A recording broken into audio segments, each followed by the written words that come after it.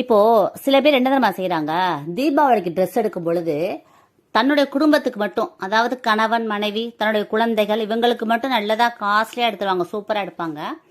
இவங்களை பெத்தவங்களுக்கு எடுக்கும் பொழுது வயசானவங்க தானே அப்படின்னு சொல்லிட்டு விலை கம்மியா ஏனோ தானோன்னு சொல்லி எடுத்து கொடுக்கறது அவங்களுக்கு.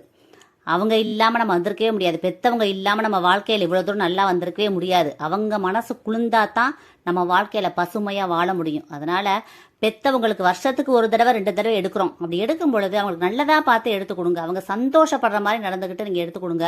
உங்க வாழ்க்கை இன்னும் சிறப்பா இருக்கும். பெத்தவங்களை யார் ஒருவர் நல்லா பாத்துக்கிறாங்களோ அவங்க எந்த கோவில் குளத்துக்கும் போக வேண்டிய அவசியமே கிடையாது. அத்தனை தெய்வங்களும் உங்க வீட்டுல வந்து உட்காந்துக்கும். பெத்தவங்களுடைய ஆசீர்வாதம் உங்களுக்கு இருந்தா தான் குலதெய்வத்தோட ஆசீர்வாதம் கிடைக்கும். பெத்தவங்களை நீங்க நல்லா பாத்துக்கிட்டீங்கன்னா குலதெய்வமே உங்க வீட்டு வாசல்ல உங்களுக்கு காவல் காத்து அப்படி உங்களை நல்லா பாதுகாத்து நிற்கும். அதனால பெத்தவங்களுக்கு என்னைக்குமே மரியாதை கொடுங்க, மதிப்பு கொடுங்க, அன்பா நடத்துங்க. இந்த வருஷம் தீபாவளிக்கு அவங்கள சூப்பரா செலிப்ரேட் பண்ணுங்க. அவங்களுக்கு நல்லதா எடுத்து கொடுங்க.